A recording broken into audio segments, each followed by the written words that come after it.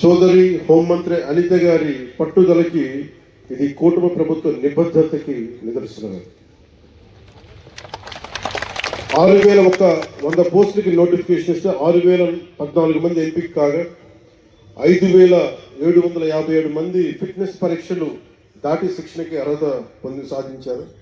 అందులో 1,062 మంది మహిళలు కూడా ఉండడం చాలా చాలా ఆనందంగా ఉంది. సో ముఖ్యంగా మహిళా క్యాడెట్స్ అందరికీ కూడా నా ప్రత్యేక ధన్యవాదాలు. మీరు ఈరోజు ఎంత ధైర్యం ఇచ్చారంటే అసలు మీ అందరిని ప్రత్యేకంగా సన్మానం చేయాలి. మీ అందరికీ, మీ ఇంట్లో మీ తల్లిదండ్రులకి, మన రాష్ట్ర ప్రజలకు ఎంత ఉత్సాహం ఇచ్చారంటే ఒక్కొక్కరు ఒక ఝాన్సీ రాణుల్లో ఉన్నారు. మీరు అందరూ మాట్లాడుతూ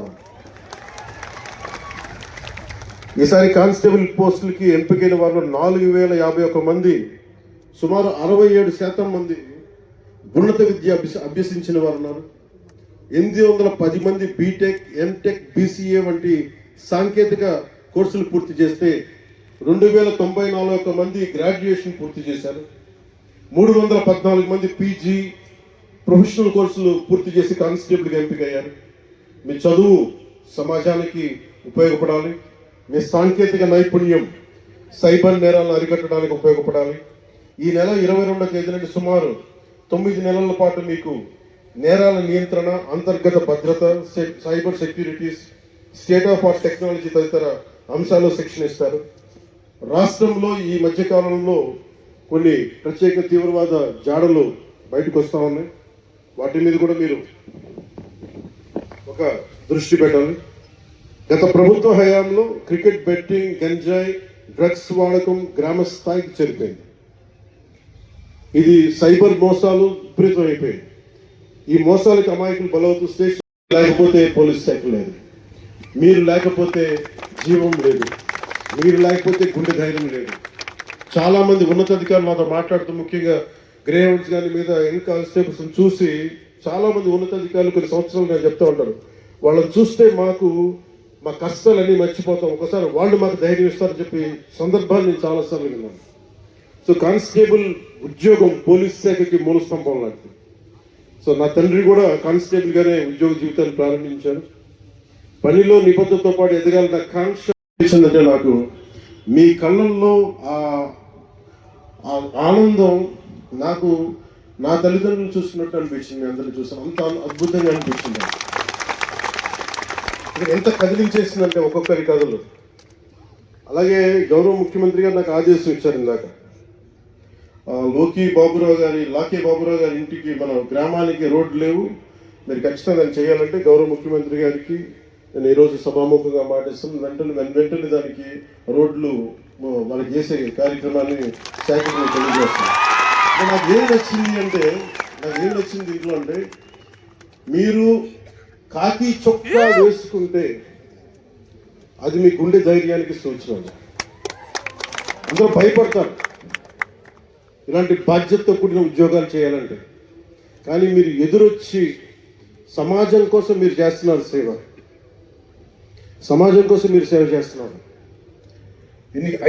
దాదాపు ఇన్ని కోట్ల మంది జనానికి మీరు ధైర్యం ఇస్తున్నారు. అలాగే నేను అనిత గారికి కూడా చెప్తాను, మీకు విధి నిర్వహణలో BSc chemistry, MSc, MA, BSc computer science ఇవన్నీ చదువుకున్న వ్యక్తులు ఒక సమాజానికి రక్షణ ఇచ్చే ఒక కానిస్టేబుల్ ఉద్యోగానికి వచ్చినందుకు మీ అందరికీ పేరు పేరున హృదయపూర్వక ధన్యవాదాలు తెలుపుకుంటా ఉన్నాను.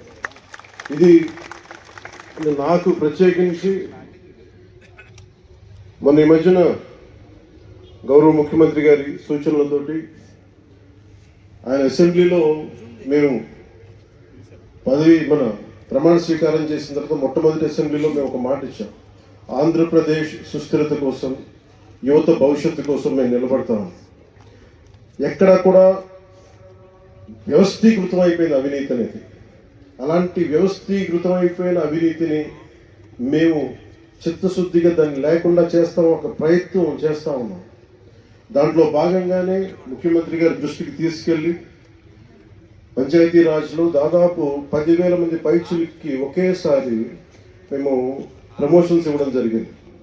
ఇది ముఖ్యమంత్రి గారి దార్శనికతకి, వారు పంచాయతీరాజ్ వ్యవస్థలో ఎలాంటి అవినీతి లేకుండా ముందుకు తీసుకెళ్ళిన వారి సలహాలు సూచనలే నేను 10,000 మందికి మేము ఒకేసారి ప్రమోషన్లు ఇవ్వడం జరిగింది.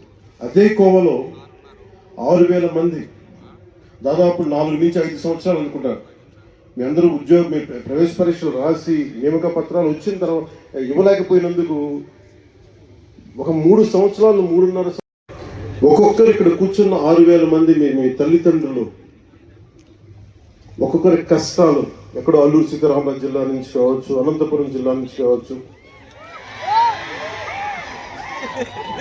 అలాగే మన ఉత్తరాంధ్ర శ్రీకాకుళం, విజయనగరం. నేను అదే అడుగుతున్నాను, మన హోంమంత్రి అనిత గారిని, సోదరు అనిత గారిని అడుగుతా ఉన్నా, ఎందుకు ఎక్కువ మంది శ్రీకాకుళం ఉత్తరాంధ్ర ఎందుకు ఎక్కువ మిగతా జిల్లాల నుంచి రావట్లేదంటే, నాకు మిగతా జిల్లాలు గౌరవ ముఖ్యమంత్రి గారు కూడా చెప్తున్నారు, మిలిటరీకి సర్వీసెస్కి ఎక్కువ మన ఉత్తరాంధ్ర జిల్లా నుంచి వస్తాయని చెప్పి.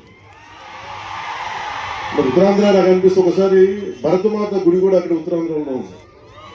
మీరు సమాజం కోసం ప్రకాశం, కాకినాడ, ఒక జిల్లా, అన్ని జిల్లాలు మనే, ఒక జిల్లా ఎక్కువ ఒక జిల్లా తక్కువ కాదు, కానీ సత్యసాయ ఏ జిల్లా ఎక్కువ కాదు, ఏ జిల్లా తక్కువ కాదు, అన్ని సమానం. గౌరవ ముఖ్యమంత్రి గారు ఎంత ప్రేమ లేకపోతే మీ సత్యసాయి జిల్లాకి ఎన్ని పరిశ్రమలు పట్టుకొచ్చారు, అలాగే ఎంత ప్రేమ లేకపోతే మన ప్రకాశం జిల్లాకి జేజేఎం పట్టుకొస్తారు. ఏ జిల్లా అక్కడ బాపట్ల ఉన్నా, గుంటూరు అర్బన్ ఉన్నారు, అనకాపల్లి, తిరుపతి, 1 2